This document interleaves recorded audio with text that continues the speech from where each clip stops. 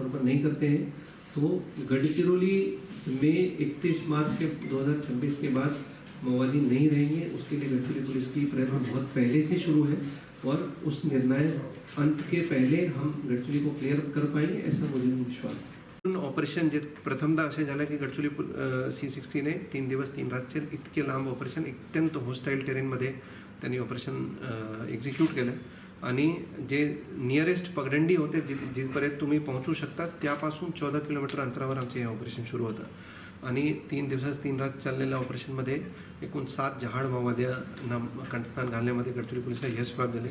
सर्वात मोठी बातमी हे आहे की जे गडचिरोली कंपनी नंबर 10चे जे इन्चार्ज त्यांचे नेतृत्व होतं दोगटी चंद्रराव उर्फ प्रभाकर तेलंगणाचे राहणार आहे ते DKSZCM incharge of western sub zonal bureau incharge of company number 10 ते त्यांच्यावर महाराष्ट्र शासनाने 25 लाख रुपयाचे बक्षीस जाहीर केले होते।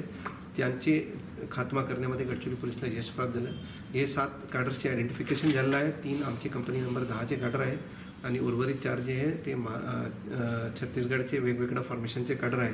एकूण 7 माओवाद्यांवर महाराष्ट्र शासनाने 71 लाख रुपयाचे बक्षीस जाहीर केले होते आणि हे पूर्ण operation ADG special ops doctor Shering Dorje sir, IG anti Naxal operation Sandeep Patil sir, DIG Gadchiroli Ankit Goyal sir, DIG CRPF Ajay Sharma sir यांच्या नेतृत्वाखाली गडचिरोली पोलिसने एक्झिक्यूट केलेलं आहे। ते आमचे शूरवीर जवान दीपक मडावीला आम्ही आदरपूर्वक श्रद्धांजली अर्पण करतो आणि जे उर्वरित आमचे कॅडर राहिलेलं आहे त्यांना परत मी आवाहन करतो की जे पण आमचे राहिलेला कॅडर आहे ते आत्मसमर्पण करून मुख्यधारामध्ये या, नाहीतर गडचिरोली पोलीस आणखी नक्षलविरोधी अभियान तीव्र करणार।